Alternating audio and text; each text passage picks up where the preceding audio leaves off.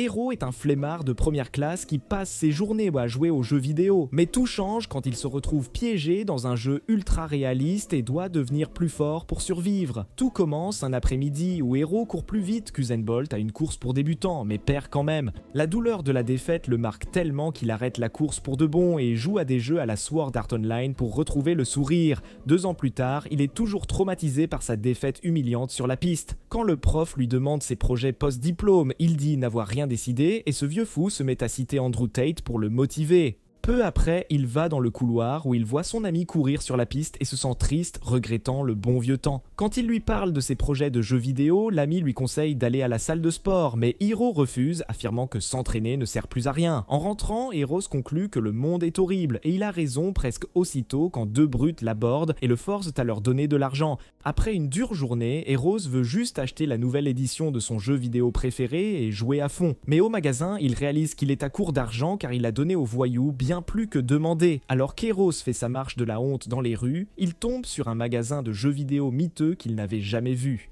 En entrant, il est immédiatement déçu car tous les jeux sont dépassés, mais il remarque la jolie réceptionniste aux formes généreuses, Rihanna, qui frappe sur son clavier. Il lui demande si elle a la dernière édition du jeu, mais elle se met à rire et à râler, disant que les nouveautés sont plus frauduleuses que les derniers iPhones.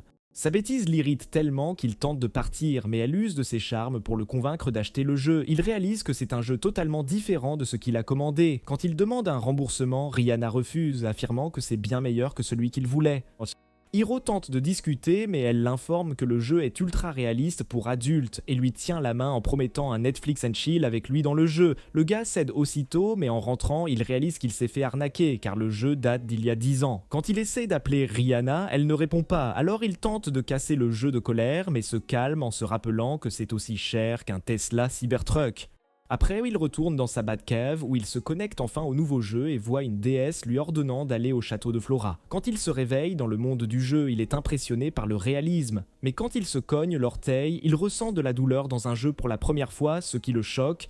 Juste à ce moment, une jolie blonde Alicia arrive avec son frère Martin et ils se présentent comme ses meilleurs amis dans le jeu. Quand il leur demande le chemin du château de Flora, il panique comme s'il avait commis un crime des dossiers Epstein, mais il tente quand même de partir. Martin le plaque soudainement contre le mur et l'informe qu'il est interdit à tous de quitter la ville. Mais quand Eros insiste, Martin le défie en duel pour le ramener à la raison. Eros sourit, pensant que c'est un tutoriel facile. Ses points d'aura tombent à 0 quand Martin lui met un coup de poing en pleine figure, le faisant hurler de douleur tandis que son nez saigne.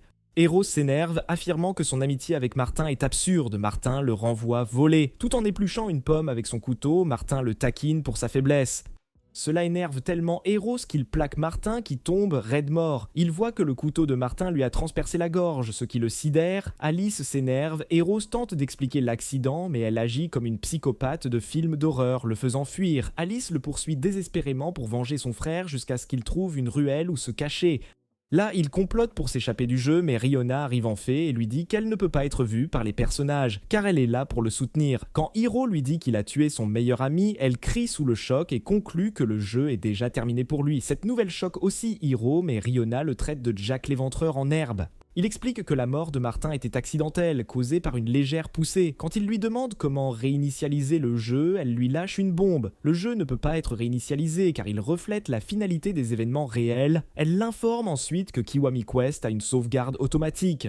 Donc même s'il quitte, il reprendrait après avoir tué son meilleur ami. Il est coincé avec ce titre de tueur, de meilleur ami pour toujours, car même s'il achète une autre copie, son historique de jeu est conservé sur son disque dur. La seule façon de vraiment recommencer est d'acheter une nouvelle console. La confiance de Hiro s'effondre quand il se souvient que les consoles coûtent 90 000 yens. Rihanna ajoute à son tourment en lui disant qu'elle les vend 120 000 yens. Furieux, il demande son argent, mais elle lui répond que son magasin n'accepte aucun retour.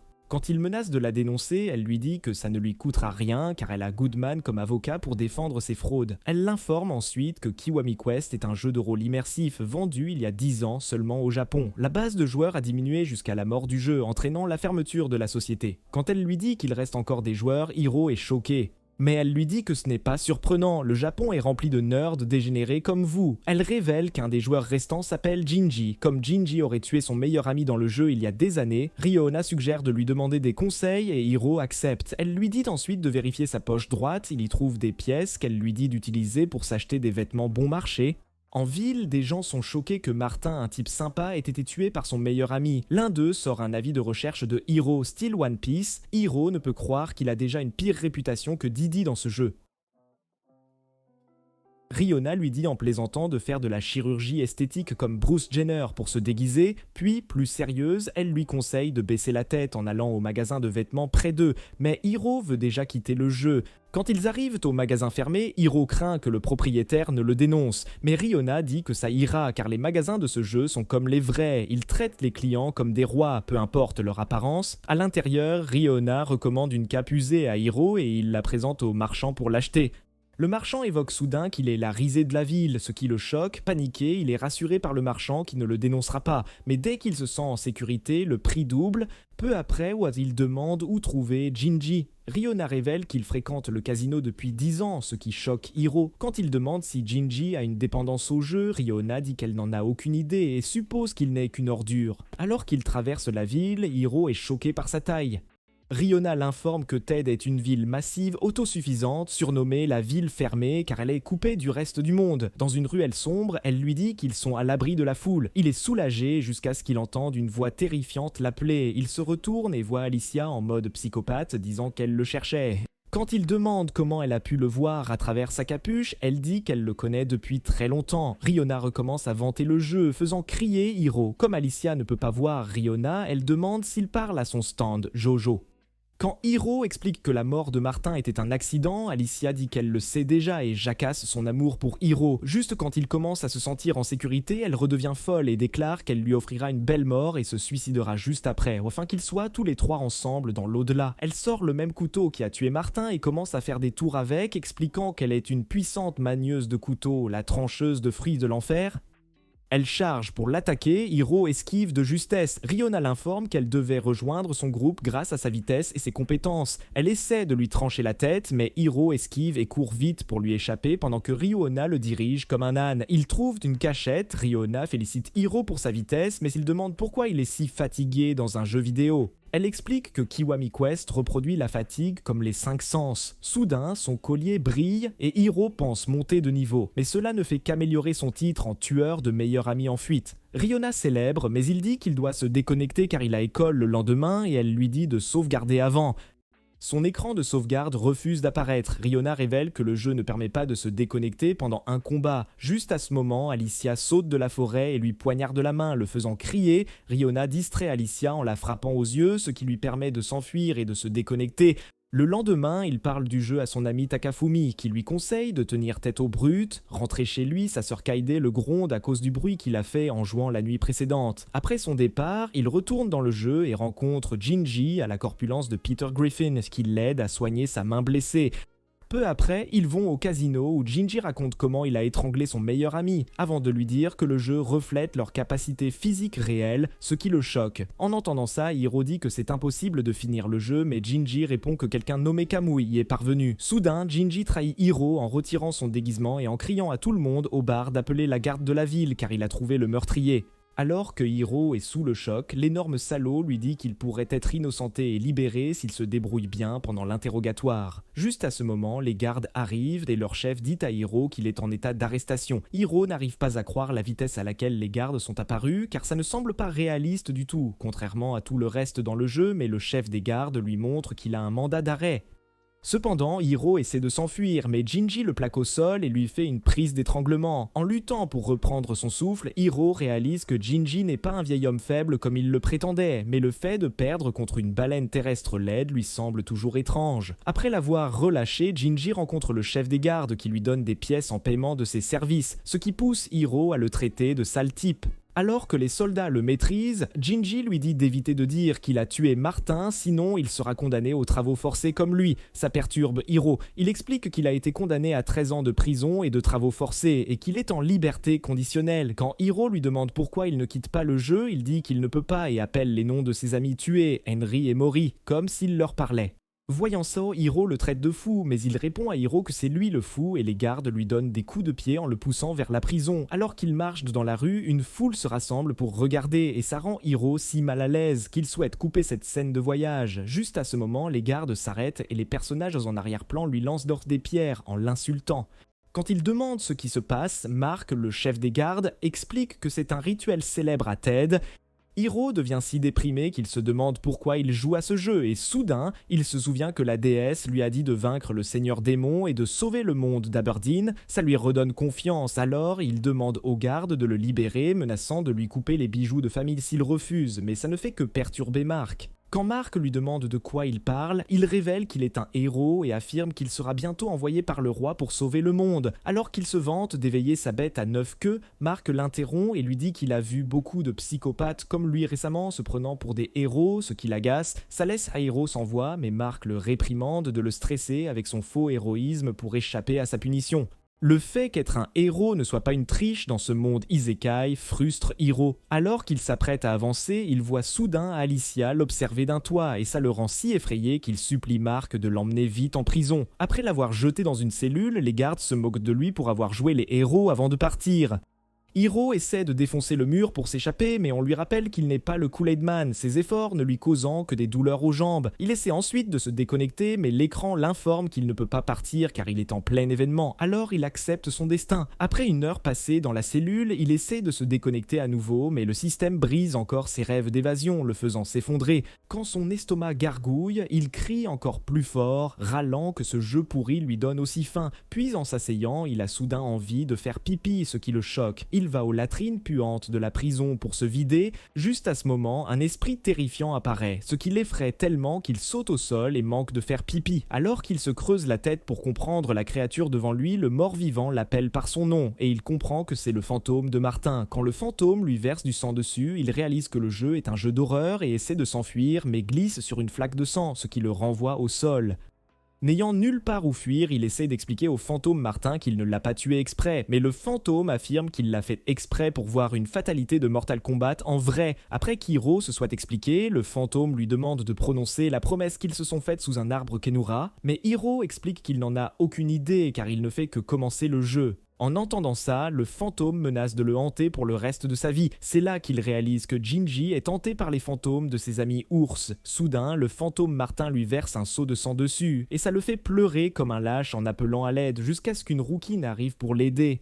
Après avoir déverrouillé les portes de sa prison, elle l'assure qu'il ira bien et le fait sortir du bâtiment. Quand il demande qui elle est, elle se présente comme Risa et l'emmène dans une pièce avec un lit au centre. Ça le perturbe, mais elle commence à agir bizarrement et le système l'informe qu'il doit... Ro est figé de choc, réalisant que c'est son occasion en or de perdre sa virginité. Après des minutes de réflexion, il accepte enfin la quête. Une fois allongée sur le lit, elle enlève son uniforme et il commence à imaginer recréer des scènes de films de Johnny Sin avec elle jusqu'à ce qu'il voit qu'elle porte en fait une tenue de dominatrice. Quand il se voit enchaîné, il comprend qu'il est foutu et Risa sort une lame dentelée pour lui couper les membres. Alors qu'il crie désespérément à l'aide, Riona arrive soudainement et explique qu'elle est en retard car elle regardait des telenovelas chez elle. Quand Risa s'apprête à lui couper le paquet, il supplie Riona de l'aider, mais la fée inutile se met juste à chanter comme une pom-pom girl. Finalement, il est tellement terrifié qu'il se fait pipi dessus, ce qui rend Risa encore plus excitée à le découper. Riona essaie de le motiver, mais il lui dit qu'il a déjà abandonné le jeu. Heureusement, Mark arrive juste à temps et dit à Risa que l'interrogatoire est annulé car le chef de la garde de la ville, Tesla, veut voir Hero. Riona commence à le féliciter d'avoir échappé à la torture, mais il lui dit qu'il ne jouera plus jamais au jeu et se déconnecte. Quand il reprend conscience dans le monde réel, il est soulagé de ne pas s'être fait pipi dessus là-bas aussi. En fixant la console, il exprime sa frustration que le jeu lui fasse subir toutes sortes de douleurs et d'embarras qu'il essayait d'éviter dans sa vie. Quand il est arrivé à l'école, ils ont organisé un événement appelé la rencontre d'athlétisme du district. Et pendant l'événement, Hiro s'échauffait tandis que les gens dans les gradins parlèrent de sa vitesse digne de Wally West lors des courses au collège. Kaide est venu lui souhaiter bonne chance. Et en partant, son amie a commencé à la supplier d'être son entremetteuse car elle avait le béguin pour lui. Après leur départ, son ami Takafumi est venu lui dire qu'un gars nommé Tatsuya, très bien classé dans les courses au collège, participait aussi à la course et lui a rappelé à Hiro que Tatsuya l'avait battu une fois. Takafumi a également souligné que des recruteurs de lycées et d'organisations interlycées étaient là pour assister à l'événement car c'était un événement important qui se déroulait pour la première fois. Après avoir quitté Takafumi, Hiro s'est assis sur un banc et a calmé ses nerfs un instant avant de décider d'aller jouer avec son épée de viande dans les toilettes. Cependant, en chemin, il a été approché approché par un étrange étranger avec des lunettes de soleil qui a demandé à lui parler. Quand il a enlevé ses lunettes, Hiro a été surpris de voir que c'était Mike, le célèbre coureur qui avait remporté une médaille d'argent olympique avant de prendre sa retraite pour devenir écrivain sportif. Alors que Hiro était impressionné par lui, il a dit à Hiro qu'il soupçonnait qu'une nouvelle star naîtrait à l'événement car il y avait tant d'athlètes prometteurs, puis il lui a dit de faire de son mieux. Quelques minutes plus tard, Hiro était équipé de sa tenue de course, se préparant à commencer sa course, mais il a réalisé qu'il avait oublié d'aller faire pipi comme il l'avait initialement prévu. Alors qu'ils prenaient leur position sur la piste, Tatsuya a demandé à Hiro pourquoi il était si confiant alors qu'une grande star comme Mike était là, et Hiro a dit qu'il n'avait qu'à courir comme d'habitude. Les deux sprinteurs ont déclaré qu'ils se dépasseraient mutuellement et alors qu'ils s'accroupissaient en préparation pour la course, Hiro s'est juré de vaincre Tatsuya et d'établir un nouveau record qui choquerait tout le monde. Quand la course a commencé, Hiro a perdu l'équilibre à cause de sa surréflexion, ce qui a permis aux autres coureurs de prendre une grande avance. Il a couru aussi vite qu'il a pu pour les rattraper mais a fini par glisser et tomber sur le visage tandis que Tatsuya prenait la première place. Tout le monde dans les gradins était choqué que le Golden Boy, Hiro, ait perdu la course, mais il a aggravé la situation en se faisant pipi dessus. Takafumi et le professeur se sont précipités pour le voir, mais ils se sont arrêtés à mi-chemin quand ils ont vu la flaque de jus vert qu'il avait répandue sur lui, et toute la foule a commencé à se moquer de lui, y compris le professeur. Peu après, Hiro s'est nettoyé dans la salle de bain. En sortant, Kaede a essayé de le réconforter, mais cela n'a fait que le rendre plus en colère. Alors il lui a crié dessus, la faisant pleurer et s'enfuir. Malheureusement, Mike a vu ça et l'a condamné pour son comportement grossier. Alors qu'il essayait de s'expliquer, Mike lui a dit que l'incident du pipi aurait été mieux s'il l'avait fait exprès car un coureur doit pouvoir performer sous pression. Cependant, il a dit qu'Hiro avait un problème encore plus grand. Et quand Hiro a demandé ce que c'était, il lui a simplement dit une citation d'anime ridicule, ce qui l'a encore plus énervé. De retour au présent, Hiro se dirige vers la table du dîner où Kaida le réprimande encore une fois pour avoir fait du bruit en jouant aux jeux vidéo la nuit, mais il lui dit qu'il ne jouait pas aux jeux vidéo. Cependant, elle se plaint toujours qu'il fait beaucoup de bruit, alors il fait un Uno Reverse en lui rappelant à quel point elle était bruyante avec ses amis en regardant des chasseurs de démons K-pop. Alors qu'elle essaie de continuer sa tirade, leur mère arrive et lui dit de se calmer. Cependant, les frères et sœurs écervelés continuent de se chamailler jusqu'à ce qu'Hiro révèle qu'il a quitté le jeu. Cela la déroute, alors il explique que c'est un jeu de merde. Cependant, Kaya affirme qu'il ne fait que donner des excuses et le traite de pathétique, ce qui le choque car c'était la même personne qui lui demandait d'arrêter il y a une seconde. Elle explique qu'elle le voit comme un perdant pathétique car il a arrêté la course pour les jeux de rôle et maintenant il arrête aussi les jeux de rôle. Après qu'elle soit partie à l'école, Hiro frappe la table de colère, mais sa mère explique que Kaede veut juste qu'il reste le grand frère cool dont elle se vantait auprès de ses camarades de classe. Plus tard à l'école, les brutes approchent Hiro pour lui demander une faveur, mais il n'écoute même pas leur demande avant de leur donner de l'argent et de s'en aller. Cela choque les voyous ainsi que Takafumi qui demande à Hiro s'il est sûr de ce qu'il fait, mais Hiro lui dit de laisser tomber. Dans le couloir, le prof lui demande ses projets post-diplôme. Il lui répond froidement qu'il a besoin de temps pour y réfléchir et s'en va. Sur le chemin, Riona l'appelle, l'invite au magasin, disant qu'elle veut lui montrer quelque chose. Il avoue qu'il comptait déjà passer. Au magasin, il rend le jeu Kiwami Quest à Riona. Quand elle demande pourquoi il le lâche, il se plaint de toutes ses mauvaises expériences dans le jeu, ce qui l'a fait le taquiner. Quand il menace d'aller ailleurs, elle lui dit qu'il ne gagnera rien. Elle lui demande s'il connaît Kamui. Hiro dit que oui. Elle explique que c'était un joueur talentueux et montre un clip où Kamui dit à une dame que le jeu a amélioré sa vie. Elle lui montre un guide que Kamui a fait pour le jeu au lycée. Après avoir cliqué, il demande pourquoi personne n'a pu finir le jeu, même avec le guide. Elle explique que c'est difficile à comprendre. En le lisant, il n'entend que des insultes, ce qui l'agace. Quand il cherche des instructions pour son scénario, Kamui lui conseille d'affronter Alicia pour la déstabiliser sans la combattre. En cherchant d'autres instructions, Kamui lui dit d'acheter de l'équipement, mais il est agacé par ces insultes constantes. Soudain, Riona le serre par derrière, ses énormes poitrines pressées contre son dos. Elle lui dit qu'elle l'aime et compte l'épouser s'il finit le jeu. Le cerveau de Hiro s'arrête net, il promet de se connecter en rentrant. Peu après, il reprend le jeu et gronde Risa qui renifle ses draps sales avant de suivre Mark et Rihanna. En marchant, Hiro demande où ils sont. Mark explique qu'ils sont dans un passage souterrain pour prisonniers. Dehors, Hiro voit qu'il fait déjà jour, ce qui l'agace car le jeu a accéléré le temps malgré son réalisme. Mark révèle que le manoir devant eux appartient à la reine de la ville close. En entrant, Mark les informe que l'estimé capitaine de la garde, Tesla, y réside aussi. Et si un déchet humain comme lui peut entrer, c'est que Tesla l'a ordonné. Bientôt, ils arrivent en table où Tesla est assis. Mark conseille à Hiro de bien se tenir en lui parlant. Tesla l'invite à s'asseoir à table avec un sourire chaleureux et lui propose de dîner. Hiro essaie de s'asseoir mais se souvient que son short est trempé, ce qui le fait hésiter. Il s'assied finalement, réalisant que Tesla est quelqu'un de bien qui ne le trollerait pas.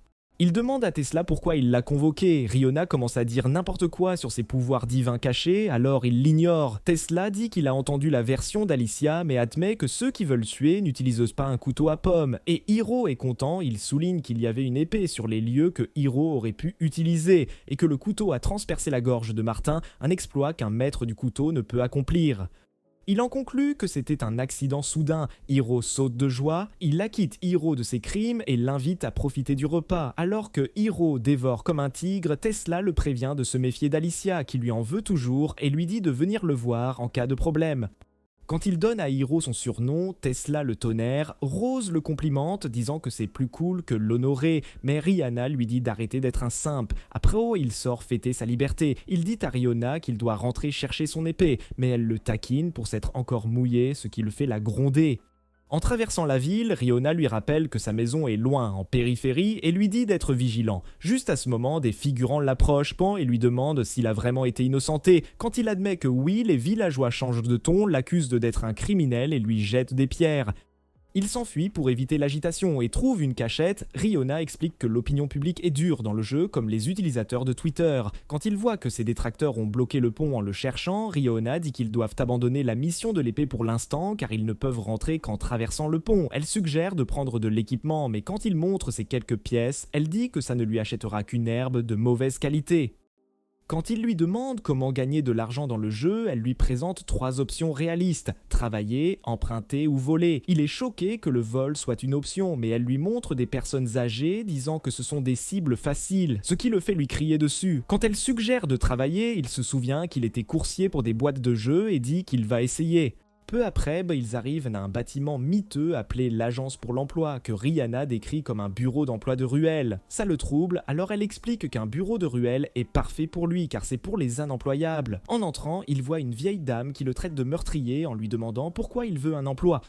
Pendant qu'il se plaint, elle l'énerve encore plus en l'accusant d'avoir soudoyé sa sortie de prison, puis lui donne une feuille de demande d'emploi. En lisant, il découvre que le travail est un mois de labeur souterrain pour 20 000 yens. Comme les armes qu'il veut ne sont pas chères, il demande quelque chose de plus léger. Alors la vieille lui tend une autre feuille, lui demandant de faire tout ce qu'un certain Brayon lui dirait en échange de 100 yens. Il accepte aussitôt, pensant à des tâches ménagères. Mais la vieille lui donne un fouet et l'informe que Brian est un pervers d'âge moyen qui adore recréer des scènes de 50 nuances de grès avec ses employés. Hiro panique, mais la vieille le saisit et le réprimande pour son manque de détermination avant de le chasser de son bureau. Dehors, Rihanna explique que la vieille a cru qu'il se moquait de sa vie car elle avait travaillé des années en souterrain pour ouvrir son agence. Puisque Hiro est nul pour trouver du travail, comme vous tous, Rihanna suggère d'emprunter à Jinji qui a abandonné le jeu pour faire ce qu'il veut. Au casino, Rihanna demande à Jinji d'aider Hiro puis raconte comment il s'est fait pipi dessus dans la chambre de torture. Quand Rihanna lui demande de prêter de l'argent à Hiro, Jinji refuse et le repousse en l'insultant pour s'être mouillé. Hiro, furieux, le plaque. Alors que les deux idiots se battent, Jinji transforme ça en match sans disqualification en sortant un poing américain. Mais Hiro esquive son coup et va encore plus bas en lui tirant les cheveux jusqu'à ce qu'il tombe à genoux.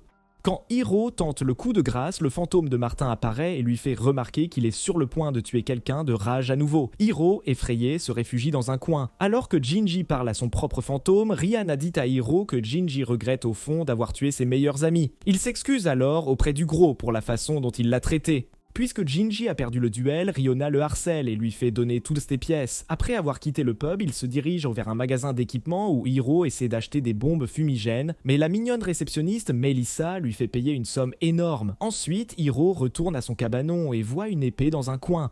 Alors qu'il la ramasse, Alicia apparaît soudainement et il tente d'utiliser ses bombes fumigènes, mais elles sont toutes deux inutiles. Quand elle fonce pour le détruire, Risa arrive soudainement et dit à Alicia de rester loin de son glorieux pipi au lit. Comme un vrai chevalier en armure étincelante, elle dit à Hiro qu'elle le protégera, mais il lui demande pourquoi elle essaie là. Quand Alicia demande pourquoi elle protège un prisonnier, Risa l'informe que le capitaine de la garde, Tesla, l'a acquitté de toutes les charges. Rihanna dit à Hiro que Tesla a l'autorité judiciaire absolue en ville. Risa lui dit alors qu'elle la punira si elle choisit de blesser Hiro malgré le jugement du capitaine, et cela le soulage, mais quand il lui demande comment elle savait pour l'attaque, elle dit qu'elle l'a suivi comme une psychopathe toute la journée, espérant goûter à sa sucette. Hiro est choqué, n'ayant pas du tout réalisé qu'il était suivi, et quand Riona suggère de l'ajouter à son groupe, il comprend qu'elle pourrait être utile car elle possède une capacité spéciale qu'il n'a pas encore entièrement comprise. Risa révèle alors qu'elle a un super odorat et l'a traqué grâce à l'odeur de son pipi. Riona explique que l'ammoniac a une odeur âcre facile à tracer.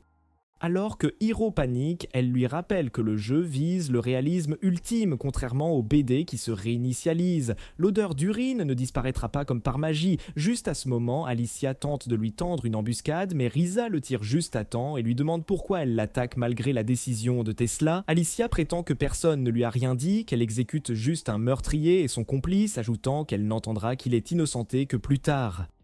Réalisant qu'elle est déraisonnable, Risa accepte son défi et fonce aussitôt sur elle, mais Risa lui arrache le couteau des mains et la repousse d'un coup de pied. Risa porte ensuite une attaque puissante, mais quand la fumée se dissipe, il ne trouve le corps d'Alicia nulle part. Juste à ce moment, il la voit s'accrocher au mur comme Spider-Woman, ce qui fait paniquer tout le monde. Elle commence à jacasser qu'elle va tout les détruire. Pour l'arrêter, Hiro jette son couteau par la fenêtre, mais elle sort soudainement 2 autres couteaux. Risa décide aussi de devenir sérieuse pour protéger Hiro. Cela rend Hiro si heureux qu'il décide de la laisser rejoindre son groupe. Mais elle choque tout le monde en révélant que la vraie raison pour laquelle elle le protège était qu'elle veut le torturer elle-même à un cheveu de la mort. Alors qu'elle parle de toutes les choses horribles qu'elle veut faire avec son corps, Hiro commence à se plaindre qu'elle est aussi folle qu'Alicia. Quand Risa fonce avec un coup puissant, Alicia bloque avec ses lames et lui dit qu'elle est trop lente pour la vaincre avant de lui lancer plusieurs coups. Après avoir esquivé ses attaques, Risa essaie de lui trancher la tête, mais Alicia esquive et la plaque au sol en menaçant de la couper en parts de pizza. Risa parvient à la repousser, mais Alicia fonce avec une rafale d'attaque au couteau et réussit finalement à la taillader à la joue. Voir sa protectrice sur la défensive effraie Hiro, mais Riona lui dit que Risa prévoit une contre-attaque stylée à prise des matchs de Mayweather. Soudain, Risa fait tomber les lames d'Alicia de ses mains et se vante que son attaque était parfaitement synchronisée avant de porter le coup final. Cependant, Alicia l'arrête d'un coup de pied dans le ventre, puis la jette au sol. Alors que Hiro s'inquiète pour elle, Alicia lui tire la tête à l'envers comme un zombie en lui disant qu'elle le tuera d'abord avant de s'occuper d'elle. À ce stade, Hiro accepte qu'il est fichu car Alicia est juste trop forte pour lui. Mais il se souvient que Kamui lui a dit de trouver un moyen de vaincre sa copine sans la combattre. Alors qu'Alicia s'apprête à attaquer, Rihanna court vers elle pour gagner du temps, mais la psychopathe blonde l'effraie d'un coup de couteau et demande à Hiro s'il reçoit la protection des fées, car elle a senti quelque chose autour d'elle. Rihanna dit à Hiro de courir, mais il reste immobile comme un cow-boy prêt pour un duel. Quand Alice fonce sur lui, il trouve enfin le coup ultime pour vaincre n'importe quelle fille, réelle ou de jeu. Il lui attrape soudain les seins, pensant qu'elle va crier de honte comme une fille d'anime typique. Mais la psychopathe le tire vers elle et le traite d'idiot, pensant qu'aucun gars n'avait pressé ses coussins avant. Elle le jette au sol et s'apprête à l'achever, mais Hiro sent son corps devenir lourd, sans raison. En se retournant, il voit le fantôme de Martin le retenir, le suppliant de le rejoindre de l'autre côté. Alicia s'excite en sentant l'esprit de son frère et lui dit qu'elle va le venger en tuant son meurtrier, ce qui fait encourager Martin. Hiro pense que les instructions de Kamui sont inutiles, mais il se souvient des mots plus clairement et comprend enfin ce qu'il voulait dire. Quand Alicia s'apprête à lui percer la tête, il lui dit qu'il l'aime, ce qui la fait reculer et devenir timide. Elle l'accuse de mentir, il lui dit passionnément qu'il l'aime et veut l'épouser. Elle lâche sa lame, se demandant ce qui se passe. Mais elle craque de nouveau, disant qu'il est trop tard car elle l'a toujours aimé aussi avant de demander comment il a pu faire une chose si horrible à son frère. Il tente d'expliquer que c'était un accident, mais elle le coupe, disant que c'est sa faute d'avoir mentionné vouloir quitter la ville. Les larmes aux yeux, elle lui demande pourquoi il s'est enfui, puis elle quitte la pièce. Riona félicite Hiro d'avoir échappé à une mort certaine, mais il lui dit qu'il s'est trompé tout ce temps, ayant oublié qu'il le voyait comme un ami proche et n'ayant même pas pleuré Martin après l'avoir tué accidentellement. Il accepte d'être une personne horrible, mais Riona lui dit de ne pas être si sérieux, car ils ne sont que des personnages secondaires. Quand Risa se réveille, il la remercie de l'avoir sauvée, et quand elle lui demande un avant-goût de son serpent de pantalon en guise de remerciement, il lui dit de partir. Peu après, il sort l'épée de son fourreau et remarque qu'elle est usée. Après les indications de Riona, il lui demande de rester à la cabane et se dirige vers l'arbre Kinara. Là, il appelle l'esprit de Martin et lui prend la main, revoyant le jour où ils ont promis sous l'arbre Kinara d'être meilleurs amis pour toujours. Quand il dit ces mots au fantôme, Martin s'élève enfin. Après son départ, Hiro pleure jusqu'à ce que Riona l'informe qu'il a maintenant un beau titre. C'est alors qu'ils entendent les cloches de la ville sonner. En y regardant de plus près, ils voient que la ville est littéralement en feu. Quand Hiro demande à Rihanna ce qui se passe, elle dit n'en avoir aucune idée. N'ayant jamais vu un tel événement, ils arrivent vite au centre-ville où des gens fuient pour leur vie, leur maison étant en flammes. Hiro essaie d'interroger un personnage secondaire, mais celui-ci le pousse au sol et s'enfuit. Quand il tente d'interroger une dame, elle fait de même. Alors il se plaint de nouveau jusqu'à ce que Riona explique qu'en situation de panique, chacun ne pense qu'à soi et ne lui répondra pas. Elle suggère ensuite de demander au forgeron du coin pendant qu'il répare l'épée de Hiro. Quand Hiro entre chez le forgeron, il lui dit vouloir réparer son épée, mais le forgeron le traite de fou de demander ça en pleine situation critique. Quand Hiro demande ce qui se passe, le forgeron lâche le morceau, l'informant que des gobelins ont attaqué la ville, et Hiro demande comment ils sont entrés alors que la ville est entourée de douves. L'homme explique qu'ils subissent la plus grande sécheresse en 50 ans, asséchant les douves, et les gobelins en ont profité pour attaquer. Riona est surprise, n'ayant jamais cru un événement gobelin possible, mais Hiro est excité car il va enfin combattre un monstre et, espérons-le, monter de niveau comme Sung Jin-woo. Quand il demande au forgeron d'enlever la rouille de son épée, le forgeron dit qu'il n'y a pas le temps, mais il dit à l'homme que l'enlever lui permettra de combattre les gobelins. Après son explication, le forgeron le dirige vers une pierre à aiguiser dans la pièce et lui donne des conseils pour enlever la rouille lui-même. Alors que Hiro frotte l'épée, il remarque que la rouille ne part pas facilement, et quand il entend les cris des gens dehors, il jette l'épée et dit à Riona qu'il ne peut pas aiguiser des épées pendant que la ville est en danger. Riona lui rappelle qu'il doit réparer l'épée avant de pouvoir combattre, mais il lui dit qu'il l'utilisera telle qu'elle en s'enfuyant. Cependant, Riona lui barre la route et lui dit qu'il mourra à coup sûr s'il y va, car les gobelins sont aussi forts que les ogres malgré leur petite taille. Elle l'informe ensuite que quelque chose de terrible lui arrivera s'il meurt dans Kiwami Quest, ce qui fait battre son cœur, concluant qu'il pourrait aussi mourir dans le monde réel. Cependant, Rihanna dit que ce n'est pas un anime de jeu de mort bas de gamme et explique que perdre le jeu ferait exploser son disque dur et sa console. Cela le fait paniquer et il lui demande comment la conception du jeu n'a pas causé un énorme problème. Rihanna révèle alors que Kiwami Quest est le jeu poubelle ultime qui détruit les consoles quand un joueur perd. Ces 10 dernières années, de nombreux utilisateurs ont intenté des procès à cause de ce système de mort. La compagnie a étouffé les problèmes grâce à son pouvoir et sa richesse, mais le tollé public a même atteint les magasins, inondés de plaintes. D'autres problèmes sont apparus, menant à l'enterrement du jeu comme un RPG immersif de niveau supérieur, une vraie poubelle. C'est pourquoi Hiro ne peut pas s'en débarrasser sans payer. Riona lui suggère de se déconnecter et de consulter le guide d'Oburdine. Quand il ouvre l'écran de sauvegarde, Riona est soulagée qu'ils puissent encore sauvegarder leur point de contrôle, mais il lui dit d'attendre qu'il jette un œil à un gobelin. Après son accord, il regarde par une fissure de la porte et voit un gobelin hideux sur le point de s'en prendre à une fille en pleurs. Il veut jouer les héros, mais Rihanna le retient, lui rappelant le coût de remplacement de sa console s'il meurt. Il répond qu'il n'achètera jamais chez elle, ses prix étant 5 fois ceux d'une PlayStation 5. Elle lui dit de réfléchir, la fille n'étant qu'un personnage d'arrière-plan, mais en se souvenant de Martin, il dit qu'il ne peut pas laisser quelqu'un mourir devant lui juste parce que c'est une figurante. Elle lui annonce joyeusement l'arrivée de la garde, il regarde dehors et les voit affronter les gobelins. Dans la rue, 3 gardes font face à un gobelin, mais celui-ci arrache le bras de l'un d'eux en un clin d'œil. Le deuxième garde attaque en représailles, mais le gobelin le détruit facilement, puis tranche les bras du troisième garde avant de l'écraser comme une noisette.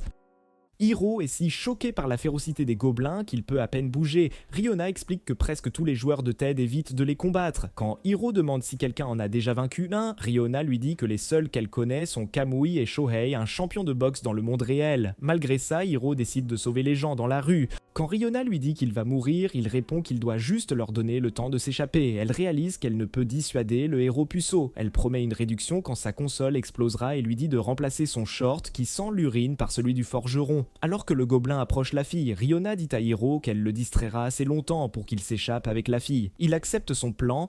Après avoir enfilé le pantalon du forgeron, il s'accroupit, prêt pour la course de sa vie. Riona lance une pierre sur le gobelin. Distrait, il emporte vite la fille, mais tombe sur un autre gobelin. Les deux gobelins l'approchent par les deux côtés. Il dépose la fille. En voyant sa ressemblance avec Kaide, il lui dit de fuir et provoque les gobelins. Mais un gobelin l'effraie et se met à la poursuivre. Il court désespérément pour la sauver. Soudain, quelque chose s'éveille en lui, des éclairs de force véloces apparaissent autour de son corps. Il fonce à une vitesse folle et sauve la fille. Il se demande ce qui s'est passé. Riona l'informe qu'il a utilisé une compétence appelée Sprint d'athlète pro, mais il se demande si le jeu a un bug. Quand les gobelins les encerclent à nouveau, Hiro pense qu'il est foutu. Mais soudain, Tesla arrive en armure dorée et utilise une technique de souffle foudroyant surpuissante pour détruire les gobelins. Après que les autres gardes soient partis avec la fille, Tesla offre à Hiro de rejoindre la garde. Il accepte aussitôt, voulant combattre aux côtés de son roi glorieux. Tesla promet de l'entraîner. Hiro est si heureux qu'il sauvegarde et se déconnecte. Le lendemain, Hiro a le choc de sa vie quand Kamui lui dit que rejoindre la garde signifie 0% de chance de survie. Hiro réalise que c'est le moment idéal pour quitter le jeu. Quand il se connecte au site de Kamui pour des instructions de survie, Kamui recommence à le charrier, le faisant s'effondrer. Kamui l'informe que ses chances ne sont pas nulles, car il a gagné le titre de tueur de meilleur ami ultime. Et quand Hiro complète les mots de sa promesse à Martin, Kamui le félicite d'avoir géré ce scénario dangereux avec un fantôme et décide de lui révéler l'astuce pour conquérir Kiwami Quest. Alors qu'Hiro commence à espérer, le maniaque masqué dit que ses chances sont passées de 0 à 0,5, le faisant hurler sur son écran. Kamui lui ordonne d'endurer 5 jours d'entraînement jusqu'à la deuxième vague de l'assaut gobelin, le prévenant que ça pourrait le briser. Hiro réalise que ce jeu est plus tordu qu'Elden Ring. Kamui ajoute que la mission sera dure pour les joueurs nuls, mais un échec incapable de relever le défi ne réussira jamais dans la vie. Il admet que l'assaut gobelin est un événement mortel de difficulté de rang S, mais révèle qu'une fois terminé, il rencontrera le vrai mystère de Ted. Kamui lui conseille de garder les yeux ouverts et de réfléchir, car malgré les 0% de chance de survie, lui-même a réussi, ce n'est donc pas impossible. L'écran éteint, Hiro réalise que Kamui lui a offert une version grossière du « c'est ton tour » de All Might, et ça l'a tellement secoué qu'il en a perdu l'appétit. Il sait qu'il n'a pas l'argent pour une nouvelle console s'il casse celle-ci et qu'il serait intelligent d'arrêter Kiwami Quest, mais il n'arrive pas à se décider. Peu après, il donne à Kai son pudding restant. Quand elle demande pourquoi, il dit qu'il a décidé de ne pas abandonner son jeu de rôle. Quand elle lui rappelle qu'il l'a appelé un jeu pourri, il admet que c'est le jeu le plus nul de la planète. Mais il se souvient de la tirade de Kaide à table l'autre jour et lui dit qu'il a décidé d'au moins arriver à une fin. Il lui rappelle que l'école est fermée pour plusieurs jours et la prévient qu'il jouera tout le temps. Quand elle demande pourquoi il lui dit ça, il répond qu'il sait qu'il va crier fort cette nuit-là. Elle doute de sa santé mentale, mais il la coupe et lui dit que c'est exactement ça. Il a l'impression de fuir les choses depuis qu'il a arrêté l'athlétisme et il veut enfin aller jusqu'au bout. Quand il lui demande la permission, elle lui dit de la laisser tranquille et ferme la porte. Il s'excuse. Peu après, il retourne dans le jeu et marche avec le capitaine Tesla vers le manoir de la reine. En marchant, Riona évoque les faibles chances de survie que Kamui a mentionnées dans sa vidéo et le traite d'idiot de ne pas avoir vérifié. Elle admet qu'ils doivent passer l'entraînement et il se demande s'ils vont lui faire subir celui de Saitama, Kamui ayant dit que ça le briserait. Tesla l'informe qu'ils doivent saluer la reine gouverneure avant de se rendre au terrain d'entraînement où les recrues sont formées. Ils arrivent à un point où Hiro entend à nouveau des cris de torture, ce qui le fait grimacer. Plus tard, il rencontre la reine de la ville. Après sa présentation, Hiro est surpris que son nom soit Governe. Soudain, elle le serre dans ses bras, pressant sa douce poitrine généreuse contre lui, ce qui court-circuite son cerveau, tout en lui disant qu'elle prierait pour sa sécurité lors de ses combats contre les gobelins. En sortant, Ryono le taquine pour le cri d'animal pathétique qu'il a fait quand les canons de Governe ont touché son corps. Il prétend que c'est normal, elle dit qu'elle va essayer mais il la supplie de ne pas le faire, ça pourrait lui donner une crise cardiaque. Au terrain d'entraînement, Tesla présente Hiro comme une recrue temporairement engagée comme mercenaire et appelle 2 autres recrues, Granada et Paolu, eux aussi mercenaires. Il dit à ses chevaliers de bien traiter les recrues et de se préparer à la prochaine attaque de gobelins. Il les informe que la prochaine attaque ciblera très probablement le manoir de la reine, car les gobelins croient que la ville tombera si le manoir tombe. C'est leur devoir, en tant que garde de la ville de Ted, de protéger la ville. En s'éloignant, il dit à Hiro de travailler dur. Après son départ, un garde nommé Bob propose de lui faire visiter. En traversant la cour, Bob dit au nouveau de laisser tomber les formalités avec lui car il n'a rejoint la garde qu'il y a 1 mois et Paul commence à flatter Granada, affirmant qu'il est le plus fort. Dans la chambre de Hiro, il lui demande pourquoi elle est restée silencieuse. Elle explique qu'elle n'aime pas interrompre les explications. Après avoir enfilé son armure, Bob revient et lui dit que c'est l'heure d'un léger tutoriel. Alors que Hiro célèbre, Bob lui dit de se calmer car ce n'est qu'un exercice d'introduction basique. Il lui demande s'il est spécialisé dans les opérations secrètes, vu son corps mince, mais Hiro dit que non. Quand ils arrivent au terrain d'entraînement, Mark se présente comme le responsable de l'entraînement et se montre dur envers Hiro. Après son départ, une fille nommée Cathy arrive et se présente à Hiro comme celle qui a ramené la fille qui l'a sauvée. Mais Mark revient et interrompt leur flirt en défiant Hiro en duel à l'épée. Quand leur match commence, Hiro charge mais Mark esquive facilement et le frappe à l'estomac. Après un peu de motivation de ses pairs, Hiro charge à nouveau mais Mark bloque toutes ses attaques et lui fait tomber son épée. Il traite ensuite Hiro de faible et le met à terre, ce qui fait que les gardes se mettent à bavarder sur sa faiblesse. Hiro réalise que Bob essayait de le prévenir. Après que Granada ait facilement battu l'instructeur, les autres cadets évitent Hiro, le considérant comme une fraude de niveau Megumi. Le lendemain matin, Hiro se précipite au terrain d'entraînement où Mark l'intimide avec des mots durs et lui dit qu'il est sans talent. Alors qu'il s'entraîne, Granada évoque le fait qu'il a tué son meilleur ami et commence à le menacer. Cependant, Katy l'invite à s'entraîner avec elle et lui apprend à bien tenir l'épée. Le lendemain, Hiro est mis en duel contre Granada. Il essaie de porter un coup puissant, mais Granada le pare et le frappe à l'estomac. Granada et Palu commencent alors à l'insulter, le traitant d'échec inutile qui ne devrait pas faire partie de la garde. C'est là que Hiro réalise que sa vie dans le jeu est aussi désordonnée que dans le monde réel. Plus tard, Hiro est assis dans un coin, se plaignant de son entraînement déprimant. Riona le réconforte en lui disant qu'elle a fait une belle découverte. Peu après, ils arrivent au bureau de consultation. Riona explique que son but est de guérir le cœur blessé d'un garde, car des problèmes surviennent toujours lors d'un rassemblement d'idiots tête brûlée. Elle lui dit que le bureau de consultation est exactement ce dont il a besoin, mais il doute. Elle lui conseille sévèrement de ne pas laisser passer son intimidation juste parce qu'il est dans un jeu vidéo. À l'intérieur, l'officier lui demande pourquoi il est là. Il explique qu'il est une recrue qui a du mal à s'intégrer car l'instructeur le rejette et ses pairs se moquent de lui. Rihanna lui dit de mentionner l'argent. Il dit à l'officier qu'il est victime d'extorsion et l'homme lui demande de raconter. Après son explication, Hiro espère justice, mais l'officier lui met la faute sur le dos, affirmant qu'il est le seul responsable. Sous le choc, Hiro l'entend expliquer que la cause est qu'il a rejoint les gardes avec moins de compétences qu'un singe décérébré. Hiro lui dit que c'est Tesla qui l'a invité. Mais il dit qu'il aurait pu refuser. Il recommande de démissionner immédiatement et ne lui donne même pas la chance de répondre avant d'appeler le suivant. En s'éloignant du bureau, Hiro se plaint de son inutilité. Riona est d'accord que la plupart des bureaux de consultation sont inutiles, ce qui le fait la gronder pour en avoir recommandé un. Cependant, elle lui dit que ça pourrait l'aider à l'avenir. Katy arrive soudainement et lui dit que les bureaux de consultation ne sont pas utiles pour les problèmes normaux, car ils sont faits pour les maladies et les blessures. Elle l'informe qu'il y a d'autres options à explorer s'il est troublé par quelque chose, puis lui montre un chapelet en lui disant qu'elle prie habituellement dans ces situations, ce qui fait arriver de bonnes choses dans sa vie. Elle lui conseille ensuite d'avancer à son rythme et il la remercie.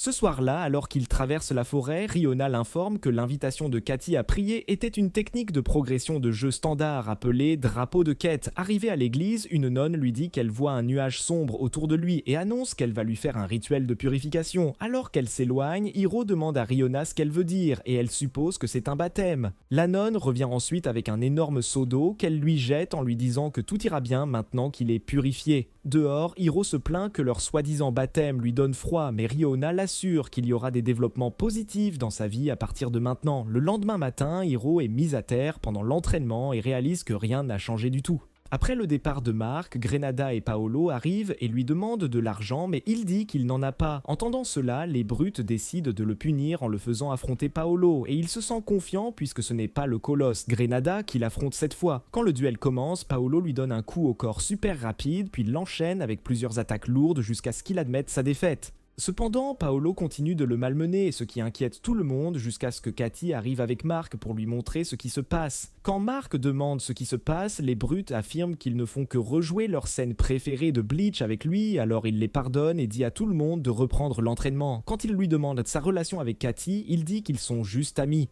Cependant, il commence soudainement à s'accrocher à elle et quand il lui demande si elle est vraiment amie avec Hiro, elle leur dit les larmes aux yeux qu'ils ne sont pas amis. Cela les fait le traiter de minable et ils partent avec Katy. Après leur départ, Riona commence à énumérer toutes les mauvaises choses qui lui sont arrivées ce jour-là, mais il dit qu'il ne blâme pas Katy car elle n'a fait que ce que n'importe qui d'autre aurait fait. Alors qu'Hiro commence à désespérer, elle lui rappelle que l'attaque des gobelins est dans un jour, mais il se plaint qu'il ne peut pas supporter un jour de plus de leur torture. Alors elle décide d'arranger les choses pour lui avec ses pouvoirs de fée. Le lendemain matin, Grenada donne l'alerte pour sa chaussure manquante et il la trouve dans une flaque d'eau usée, malodorante, ce qui le fait pleurer. Peu après, il remarque que son épée a aussi disparu et tout le monde l'aide à chercher pendant des heures, mais personne ne la trouve, alors il abandonne. Des heures plus tard, il voit que son épée a été plongée dans les toilettes et il accuse immédiatement Hiro de l'avoir fait par méchanceté. Cependant, tout le monde soutient Hiro, affirmant qu'il n'a aucune preuve contre lui et rappelle comment Hiro a aidé pendant la recherche de son épée. Soudain, ils entendent un cri venant d'une pièce voisine et quand ils se précipitent à l'intérieur, ils voient l'infirmière Maria se plaindre que ses armures scénaristiques ont disparu. Il les trouve finalement dans le sac de Grenada et Maria l'accuse de faire des jeux fétichistes OnlyFans avec elle. Alors il l'insulte jusqu'à ce qu'elle pleure. Voyant cela, le reste des gardes se ligue contre lui, le traitant de bizarre et lui disant que les gardes n'ont pas besoin d'un perdant laid comme lui. Il essaie de parler à Palu, mais même son meilleur ami l'abandonne et se joint aux autres pour se moquer de lui. Alors, il pleure seul dans un coin. Plusieurs heures plus tard, Mark annonce que Grenada a quitté les gardes, et Tesla l'interrompt avec une lettre prétendument écrite par Palu qui affirme que c'est Mark qui a volé les bottes de Grenada. Alors qu'ils commencent à se disputer, Tesla demande aux gardes si Mark est apte à être leur instructeur et les larmes aux yeux, Cathy lui dit que Mark s'est joint aux autres pour harceler Hiro. C'est à ce moment-là que tout le monde réalise à quel point ils ont maltraité Hiro et ils commencent tous à condamner les actions de Mark jusqu'à ce que Tesla le renvoie. Après leur départ, Cathy s'excuse auprès de Hiro et les autres s'excuseront aussi. Ce soir-là, Riona commence à célébrer le succès de son plan, mais Hiro la réprimande pour être allé trop loin. Juste à ce moment-là, il obtient un changement de titre qui le qualifie de diable rancunier pour les récents événements. Et après qu'il l'ait réprimandé pour avoir causé cela, elle le remercie de jouer au jeu à nouveau. Pour reconnaître sa détermination, elle décide enfin de lui dire la raison pour laquelle elle a fait tant d'efforts pour trouver quelqu'un qui puisse finir le jeu. Elle rappelle qu'elle a promis d'épouser quiconque finirait le jeu, sauf Kamui, et Hiro dit qu'il pensait qu'elle plaisantait, mais elle révèle ensuite qu'elle a rencontré Kamui une fois dans le jeu. À l'époque, le gars fermait son aura dans son armure noire et sa forte forcerise a captivé Riona. Alors elle a couru vers lui et lui a demandé de sortir avec elle. Cependant, il lui dit qu'il n'est pas intéressé par les femmes avec des usines à lait de la taille d'une vache, ce qui la laisse choquée au plus profond d'elle-même alors qu'il s'éloigne. Au présent, elle se plaint des mots durs qu'il a eus sur ses atouts à l'époque. Elle dit qu'après avoir appris qu'il avait terminé le jeu, elle a décidé de se venger en trouvant quelqu'un qui pourrait le faire et l'épouser. Hiro est surpris par cette motivation ridicule, mais la fée écervelée commence à parler de ses plans pour l'embrasser devant Kamui pendant leur lune de miel et lui faire un doigt d'honneur. Quelques heures plus tard, Hiro est sur le balcon pensant que les motivations de Riona le rendent moins enthousiaste qu'avant. Mais Tesla arrive soudainement et lui demande de parler en privé. Après s'être excusé pour Mark et Granada, Hiro lui demande pourquoi il est dehors si tard. Il explique qu'il ne peut pas dormir car il sait que les gobelins peuvent attaquer à tout moment. Hiro affirme alors que les gobelins arriveront cette nuit-là. Quand Tesla lui demande comment il le sait, il dit qu'il ne fait que deviner car il ne veut pas que Tesla sache qu'il l'a lu dans une soluce. Quand Tesla évoque soudainement le désir de Hiro de quitter la ville, Hiro, le puceau, panique. Mais Tesla dit que c'est normal car il se serait échappé de la ville s'il n'était pas le capitaine. Hiro lui demande alors de quitter la ville avec lui et il répond qu'il considérera sa demande car c'est une raison de plus pour eux de trouver un moyen de gérer la crise des gobelins.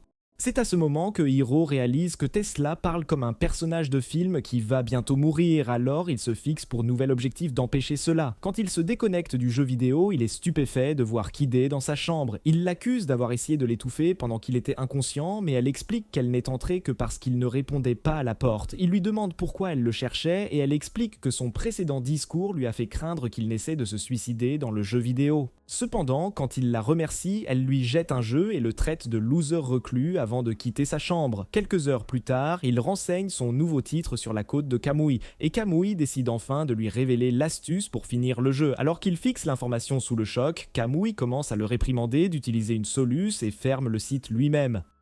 Le lendemain, Hiro et le reste des gardes sont entièrement équipés en prévision de l'attaque des gobelins. Tesla annonce que 2 nouvelles combattantes rejoindront leur équipe. En entendant cela, Hiro réalise qu'elle remplace Granada et Palu, et il se sent soulagé d'avoir 2 nouvelles coéquipières sur qui compter jusqu'à ce qu'il voit que ce sont Alicia et Risa. Alors que les filles le taquinent, Hiro commence à remettre en question ses choix de vie, mais Riona lui dit que 2 des femmes qu'il a rencontrées par le passé l'ont rejoint dans son heure de besoin, et c'est un développement de jeux vidéo approprié, appelé harem. Cependant, Hiro se plaint que ce n'est pas une bonne chose du tout, car il pourrait se faire découper comme une pomme avant même que les gobelins n'apparaissent. Tesla les informe ensuite qu'ils ont évacué les habitants de la ville, mais beaucoup ont ignoré l'ordre d'évacuation, et il y a aussi des rapports de crimes se produisant à l'abri des regards. C'est pourquoi il veut qu'ils partent tous en patrouille. Cela surprend Hiro, alors il demande si l'événement des gobelins a toujours lieu ce jour-là. Mais Riona dit qu'un autre événement se produit d'abord et suppose que ce ne sera pas très difficile. Tesla assigne ensuite Hiro au district Est, et cela lui donne envie de vomir car il sait que c'est là que vit Jinji. Il assigne ensuite Risa et Alicia à le rejoindre car il pense qu'elles sont proches, mais Alicia commence à tourner autour de lui comme un esprit vengeur. Alors, il dit à Tesla qu'elle lui en voulait. Cependant, le capitaine dit que c'est l'occasion pour eux de mettre les choses au clair, car il ne veut pas de problème au sein de l'armée. Alors qu'il marche dans la rue, Risa évoque comment Alicia a essayé de le tuer pendant leur combat et suggère de se tenir loin d'elle. Mais il dit qu'elle est tout aussi flippante qu'elle. Juste à ce moment, il voit un voleur courir vers eux avec le sac d'une femme. Alicia récupère le sac en lui tranchant la main, et quand Hiro rend le sac à la femme, elle est tellement effrayée qu'elle s'effondre. Alors que Risa interroge le voleur, il révèle que lui et les autres voleurs ont été envoyés pour distraire les gardes, afin que son patron puisse passer à l'action. Quand Hiro demande où est son patron, il le dirige vers un casino proche. En entrant dans le casino, il remarque un groupe d'otages ligotés et les filles folles neutralisent les voyous armés, permettant à Hiro d'aller vers les otages. Cependant, il remarque Jinji parmi les otages, et Jinji le met soudainement dans une prise d'étranglement tout en révélant qu'il est le chef maléfique. Hiro parvient à se libérer et dit aux filles de reculer pour qu'il puisse avoir une revanche avec ce gros salaud. Jinji attaque avec un poing américain, mais Alicia interrompt le duel en le frappant à l'estomac.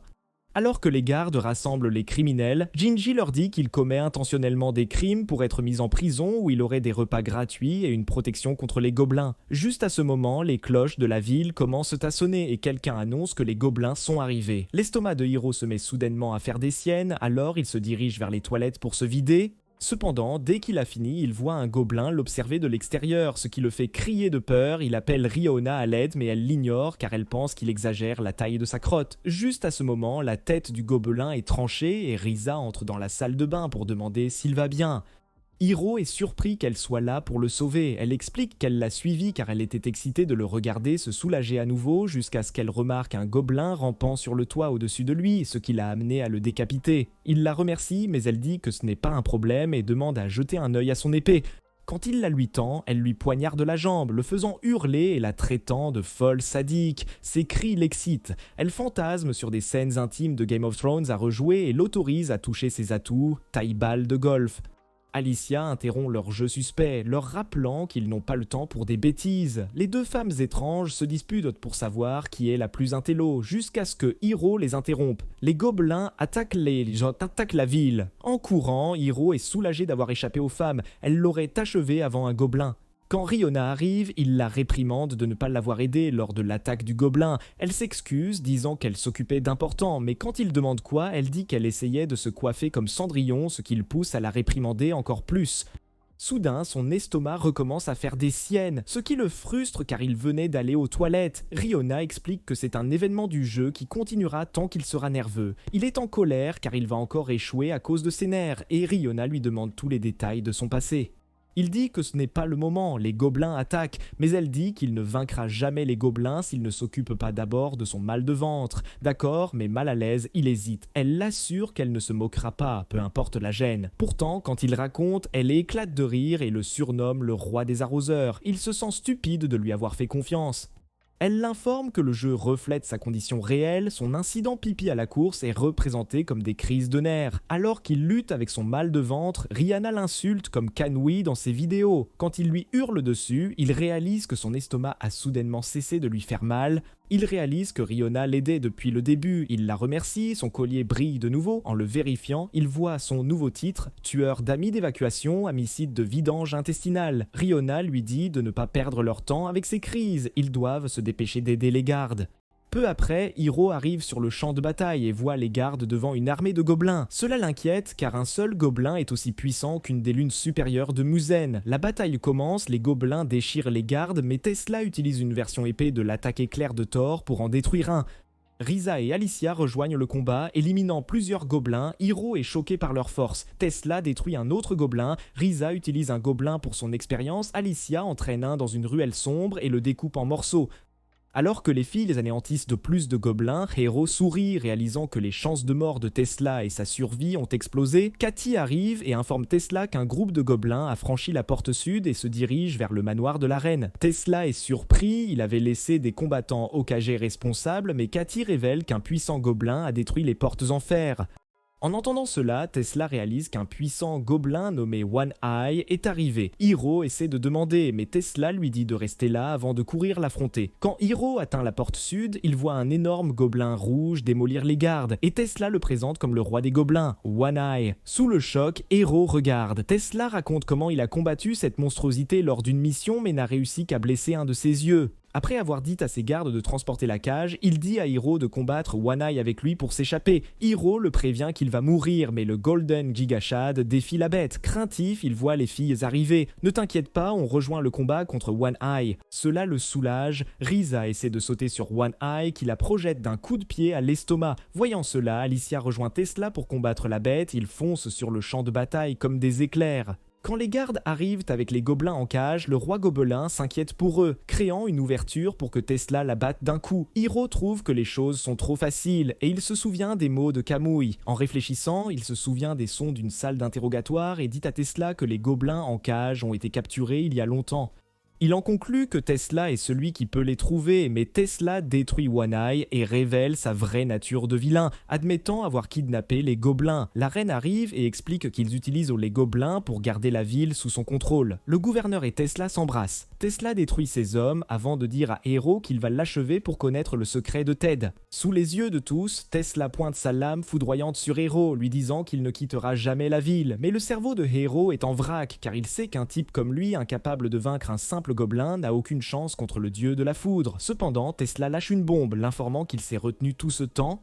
Son attaque extrême de foudre à un niveau plus rapide, la foudre extrême du désespoir, qu'il compte lui montrer comme cadeau d'adieu, même s'il sait que Hiro ne pourra pas la suivre. Hiro comprend qu'il est fini. Quand la reine donne le feu vert à Tesla pour l'achever, le dieu de la foudre fonce sur lui pour le détruire avec sa foudre extrême du désespoir. En se rapprochant, Hiro panique, sachant qu'il va souffrir le martyre en mourant et qu'il perdra sa console après avoir perdu la partie. Cependant, Alicia saute devant lui et encaisse l'attaque à sa place, ce qui choque complètement Hiro. Alors qu'elle se tient le ventre blessé, Hiro se précipite pour la voir et lui demande pourquoi elle l'a soudainement aidé, alors qu'elle voulait le détruire depuis si longtemps. Alicia révèle que son frère, Martin, lui a dit en rêve de lui pardonner car sa mort n'était pas de sa faute. Et elle avoue que la raison pour laquelle elle a rejoint la garde était de le protéger et de se racheter pour la façon horrible dont elle l'avait traité. Elle lui sourit alors, les larmes aux yeux, et lui dit qu'elle était vraiment heureuse quand il lui a dit qu'il voulait l'épouser. Alors que sa conscience s'estompe, Hiro essaie désespérément de la réveiller. Mais dans son dernier souffle, elle lui dit de vivre pleinement pour elle et Martin avant de rendre l'âme. Après l'avoir enterré, Hiro demande à Rihanna si les personnages secondaires morts dans le jeu peuvent revenir à la vie, mais elle répond que non. Il se plaint alors, une fois de plus, du réalisme du jeu. Cependant, Tesla interrompt sa complainte en affirmant que sa mort était inutile tout en chargeant sa lame pour son attaque ultime. À ce moment, Hiro s'avoue que ce n'est qu'un jeu et qu'Alicia n'est qu'un personnage secondaire mort, mais il hurle passionnément que des types comme Tesla l'énervent encore plus que dans le monde réel. Quand Tesla lance son éclair super rapide, Hiro l'esquive étonnamment, ce qui déroute Tesla, mais il décide de tenter une autre foudre extrême du désespoir. Cette fois, Hiro part l'attaque, ce qui fait perdre la tête à Rihanna qui lui demande s'il a secrètement mangé un fruit du démon, mais il lui dit de se taire pour qu'il puisse se concentrer. Il décide alors d'utiliser l'astuce que Kamui lui a enseignée, et il se souvient que Kamui lui avait dit que cette astuce pouvait être appliquée aussi bien dans le monde du jeu que dans le monde réel. Cependant, il affirmait que personne ne l'utilisait jamais car le monde est plein d'idiots. Et puis il lui dit que les statistiques d'un joueur augmentent drastiquement quand il ressent une forte émotion de ne pas abandonner. Cela leur permet de dépasser leurs limites et même de changer le cours de l'histoire. Et puis Kamui a enlevé son masque en lui disant que c'était la quête secrète Kawami et la réalité elle-même. Hiro charge alors avec une puissante entaille, mais Tesla bloque, alors il submerge le salaud d'une rafale d'attaque, le forçant à se défendre en balançant son arme. Cependant, Hiro esquive son coup et passe en mode surmultiplié avec une rafale de coups rapides et Rihanna est surprise de ne pas pouvoir suivre ses mouvements. Alors qu'elle se demande comment il a débloqué ce mode ultra instinct, elle réalise soudain qu'il bouge exactement comme Kamui le faisait autrefois, alors elle commence à l'encourager. Voyant cela, Hiro avoue qu'il veut l'épouser à cause des jiggle physics qu'elle montre et il réussit à faire tomber la lame de Tesla de son bras. Cependant, quand il essaye de porter le coup de grâce, son épée se brise au contact de l'armure de Tesla et Tesla se moque de lui une fois de plus. Hiro se met à râler sur le réalisme du jeu, mais Tesla l'ignore et s'avance pour porter une attaque finale. Soudain, Hiro se réveille dans le royaume des esprits où il dit à Martin que lui et Alicia ont été détruits par Tesla. Cependant, Martin lui dit qu'il a fait de son mieux et lui demande de le ramener avec lui pour qu'ils puissent combattre ensemble. Quand Hiro se réveille dans le monde réel, il voit que la partie brisée de son épée est maintenant remplie par l'aura verte de Martin et elle a bloqué avec succès l'attaque de Tesla. Alors que Tesla peine à comprendre ce qui se passe, son épée se brise soudainement et c'est là qu'il réalise que Hiro est un utilisateur d'épée maudite. Juste à ce moment, son collier met à jour son titre en utilisateur de l'épée tueuse du meilleur ami, utilisateur de la lame hémocide, et Tesla sort une deuxième lame pour l'affronter. Le drogué de la foudre active alors la version ultime de sa foudre extrême du désespoir et Riona commence à s'inquiéter, mais Hiro l'assure qu'il va gagner. Alors que Tesla charge sur lui à sa vitesse ultime, Hiro le voit bouger au ralenti et lance sa propre attaque puissante en réponse. Cependant, ses genoux lâchent juste avant l'impact, ce qui permet au roi de la foudre de le transformer en beignet. Alors qu'il est allongé sur son lit, Riona lui propose de lui louer une autre copie du jeu pour qu'il puisse réessayer. Il consulte alors Kamui, qui lui donne des instructions sur la façon de redémarrer le jeu à la scène d'avant sa mort. Cela l'excite car il réalise qu'il peut maintenant sauver Alicia et tuer Tesla. Il dit donc à Riona qu'il va réessayer. Quand Riona lui rappelle comment il est mort, il lui demande de lui donner un mois avant de pouvoir retourner au jeu et il recommence à courir. À l'école, des brutes s'en prennent à Hiro, mais il se souvient comment Tesla l'a torturé à mort. La colère le submerge, faisant fuir les voyous. Peu après, il se réveille dans un monde onirique où il rencontre Kamui qui lui dit de le suivre pour lui enseigner la vie. Cependant, Riona le réveille en lui cognant sa poitrine au visage. Il rentre et se reconnecte à Kiwami Quest, espérant le finir cette fois. C'est la fin de la vidéo. Hiro vaincra-t-il Tesla et sauvera-t-il Alicia ? Dites-le nous en commentaire. Pour plus de résumés d'anime, abonnez-vous et regardez cette vidéo à l'écran.